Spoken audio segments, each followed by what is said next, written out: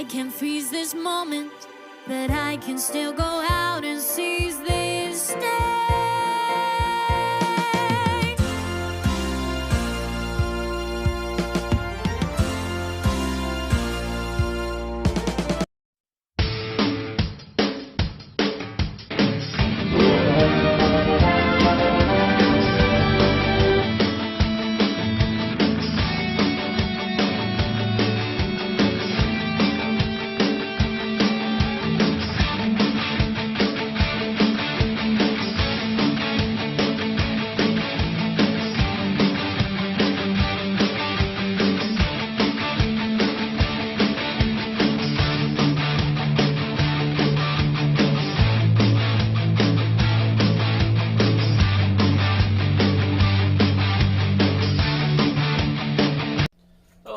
Welcome to Story Time with Ross as well. Hello, welcome to Reading with Ross. Today we're reading Time Traveler's Wife. This is going to be, we're going to do as long as we could, we're going to read as long as we'll read about 2 chapters a night until we get this done. It's a very long book.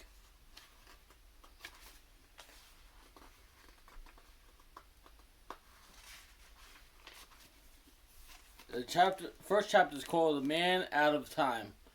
So we're gonna do one chapter per video.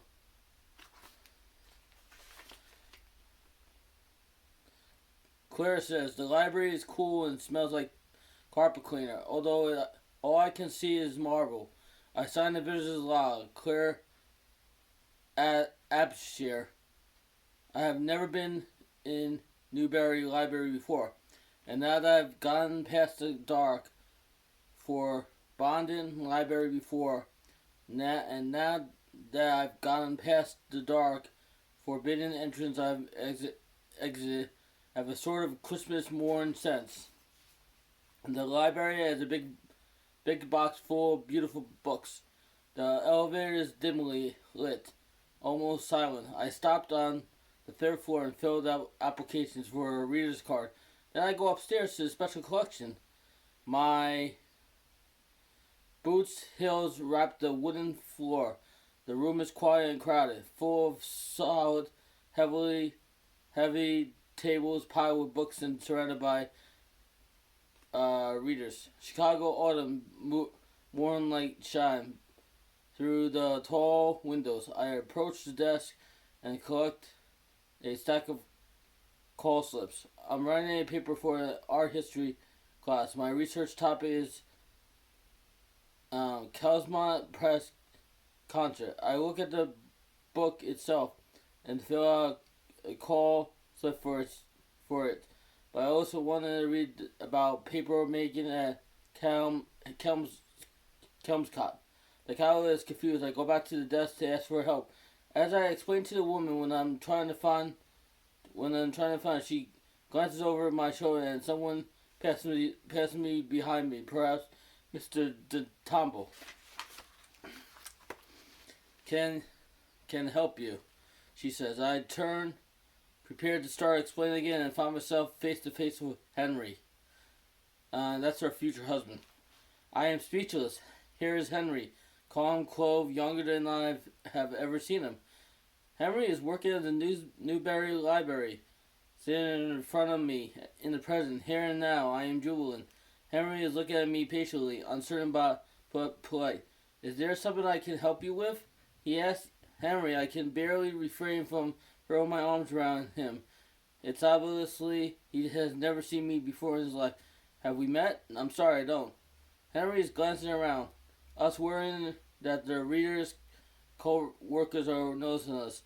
Searching his memory and realizing that some future self of his, this real happy girl standing in front of him. The last time I saw him, he was sucking my toes in the meadow. I try to explain. I'm Claire Abshire. I know you when I was a little girl. I'm at loss because I'm in love with a man who is standing before me with no memories of me at all. Explaining everything is in the future for him. I want to laugh at the weirdness of the whole thing. I'm flooded with years of knowledge. I'm Henry. While he's looking at me perplexed and fearful, Henry wearing my dad's old fishing trousers, patiently quizzing me on multiplication tables, French verbs, all the state capitals. Henry laughed at some particular lunch my 7-year-old self has brought to the meadows. Henry was wearing a tuxedo, undoing the studs of his shirt, with shaking hands on my 18th birthday. Here now. Come and have coffee with me or dinner or something. Surely he has to say yes. This is Henry, who loves me in the past and the future must love me now in some bat squeak echo of a other time. To my immense. He does say yes. We plan to meet tonight at the nearby Phi restaurant. All the while under the amazed gaze of the woman behind the door, and I leave, forgetting about the Kelmscott and Chunter and the flew down the marble stairs through the lobby and out in the October Chicago sun. Run across the park, scattering small dogs and squirrels, whooping and rejoicing. Henry, it's a routine day in October, sunny and crisp. I'm at work in the small, windowless, manually control room on the fourth floor of the Newberry catalog collection of marbled papers that has recently been donated. The papers are beautiful, but cataloging is dull, and I am bored and sorry for myself. In fact, I am feeling old in the way only a 28-year-old can, after staying up half the night drinking overpriced vodka and trying without success to win himself back in the good graces of Ingrid Carmichael. We spent the entire evening fighting, and now I can't even remember what we were fighting about. My head is throbbing. I need coffee. Leaving the marbled papers in the state of controlled chaos, I walked through the office and past the Page's desk in the reading room. I am halted by Isabel's voice saying, "Perhaps Mrs. DeTombo can help us." By which she means, "Henry, you weasel, where are you sneaking off to?" And this astonishingly beautiful, amber-haired, tall, slim girl turns around and looks at me as though I'm in personal Jesus. My stomach launches. Obviously, she knows, and I don't know her. Lord only knows what I have said. Done or promised to be this luminous creature, so I am forced to say, in my best librarianness, "Is there something I can help you with?" This girl sort of breaths Henry in this very evocative way that convinces me that at some point in time we have a really amazing thing together. This makes it worse that I don't know anything about her, not even her name. I say, "Have we met?" And Isabel gives me a look that says, "You a-hole." But the girl says, "I'm Claire Apsher. I know you when I was a little girl," and invites me out to dinner. I accept stunned. She is glowing at me, and although I am unshaven and hungover and just not at my best, we are going to meet for dinner. This is very even at the Buick Phi, and Claire have secured me for later. Walks for the reading room. As it stands in the elevated days, I really realize this massive winning lottery ticket chunk of my future has somehow found me here in the present. I start to laugh. I cross the lobby and I run down the stairs to the streets. I see Claire running across, washes hair, jumping in and whopping, and I'm in near tears. I don't know why. Later that evening, it's about 6 p.m., Henry, I ran home from work and attempted to make myself attractive. Home these days is a tiny but insanely expensive studio apartment on North Dearborn. I am constantly banging parts of myself on inconvenient walls, countertops, and furniture. Step 1. Unlock 17 locks on the apartment door. Fling myself into the living room, which is also my bedroom, and begin stripping off clothing. Step 2. Shower and shave. Step 3. Stare helplessly into the depths of my closet, gradually becoming aware that nothing is exactly clean. I discover one white shirt.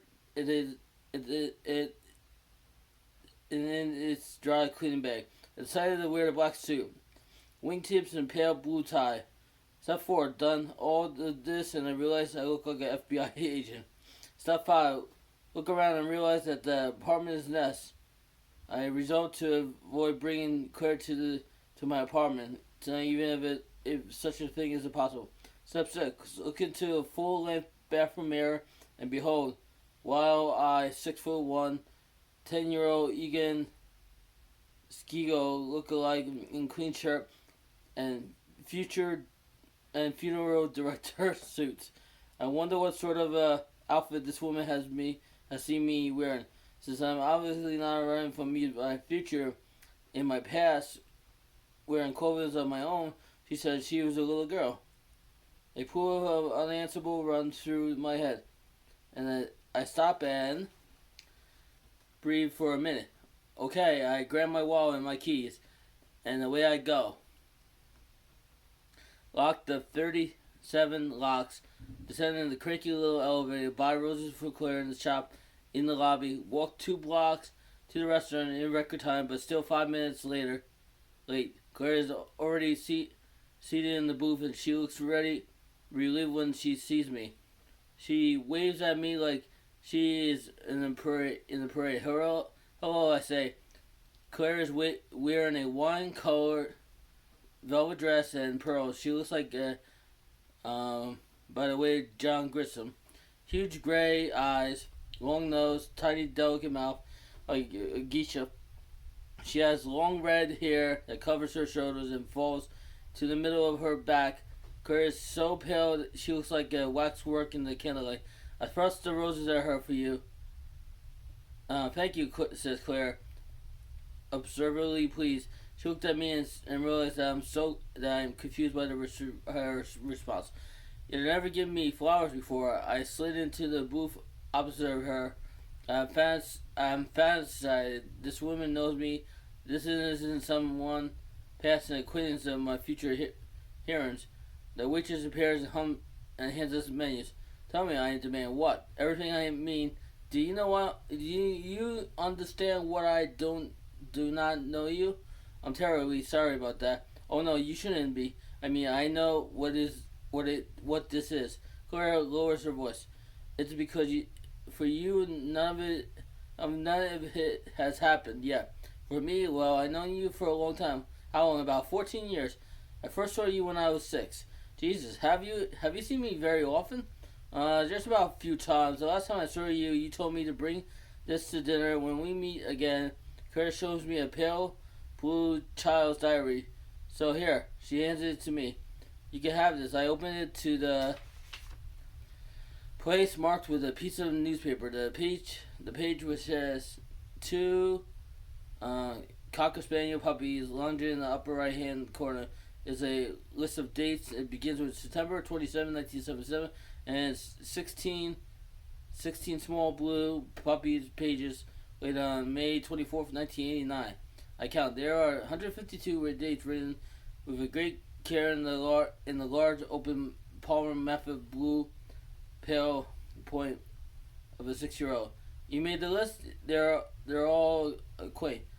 Actually, you dedicated this to me. You told me a few years ago.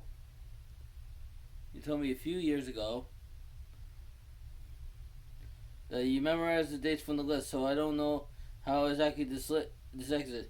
I mean, it seems sort of like a morbid strip, but they are accurate. I used them to know when to go to the Meadows to meet you. The waitress reappears. We order Tom, Kai, Chai for me, and Gang Muslim for Claire. A waitress brings tea and pours us each a cup. This is a long book. What is the middle? I am particularly hoping with excitement. I've never met anyone from my future before, much less say 52 times. The meadow is a part of my parents' place up in Michigan. There's woods at one edge and the house on the opposite end. More or less in the middle of the clearing, about 10 feet in the diameter, with a big rock in it. If you're in the clearing, no one in the house can see you because the land swells up and then dips in the clearing. I used to play there because I liked to play by myself, and I thought no one knew I was there. One day when I was in first grade, I came home from school and went out to the clearing, and there were you. She's stark naked, probably thrown up. Actually, you seem pretty self-poised. I remember you knew my name. I remember you vanquishing quite in retrospect. It's obviously that you have been there before, and I think the first time for you is 1981. I was 10, and you kept saying, "Oh my God," and staring at me. Also, he seemed pretty freaked out about the nudity. The longest.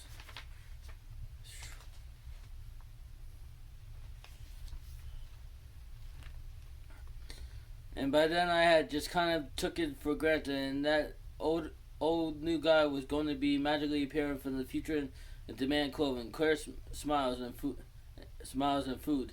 What's funny? I made you some pretty weird meals over the years: peanut butter and anchovy sandwiches, paying beets on a rich cracker. I think partly I wanted to see if there's anything you wouldn't eat, and partly I was trying to impress you with my culinary wizardry. How old was I?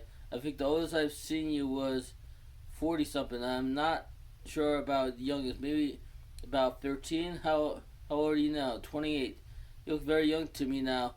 The last few years, you were mostly in your early 40s, and you seem to be having kind of a rough life. It's hard to say. When you were a little old, those seem big and old. So what do we do in the meadow? That's a lot of time there. Corresponds. We did a lot of things. It changed depending on my age, and anyway, you spent a lot of time helping me to do my homework. We played games. Mostly we just talked about stuff. When I was really young, I thought you were an angel. I asked you a lot of questions about God. When I was a teenager, I tried to get you to make love to me, and you never would, which of course made me much more determined about it. I thought you were going to go to warp me sexually somehow. In some ways, you were very parental. Oh, that's probably good news. But somehow, at the moment, I don't seem to be wanting to be the parental. Our eyes meet. We both smile, and we are conspiracy. What about winter? Michigan winters are pretty extreme. I used to smuggle you into the basement. The house had this huge basement with several rooms, and one of them is a storage room. Okay, so far this is chapter 1. We're gonna continue this tomorrow night. This is The Time Traveler's Wife. We're gonna be doing this whole book until I get done. Until I get done with this book. We're gonna be doing this whole book on my channel per day. So we left off in chapter 9, page number 9. So the name of the chapter is The Man of Time. So we're going to fold over to page 9. This is where we're leading off. So thanks for watching. Ross says what? And thanks for hearing me read this beginning of The Time Traveler's Wife, a book by Audrey Niffeneng. It's also a major motion picture. It is really good. Have a great day. I can freeze this moment, but I can still go out and seize this day.